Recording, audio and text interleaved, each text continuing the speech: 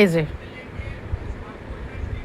অনেকটা রাত হয়েছে, ইনি এখন ঘুমাবেন না, এনার এখন চুলকু খেতে ইচ্ছা করছে। তো ইনি এখন চুলকু খাবে। এই যে হাত সরিয়ে নিলেই এই যে আবার কোথায় চুলকু করতে হবে সেটাও দেখিয়ে দেবে। এই হয়েছে এনার অবস্থা।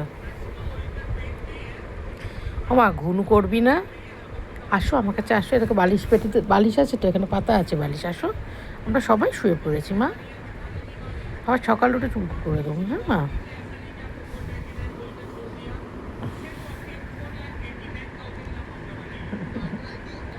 আমার ছঙ্কা টাকাটা, আমার ছনটা বাজাটা শুধু চুলকু করতে হয়।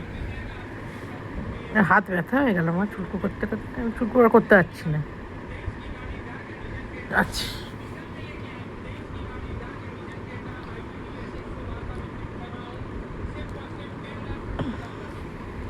এই এবার শো, আমার পাশে এসে শো, আয় আয়।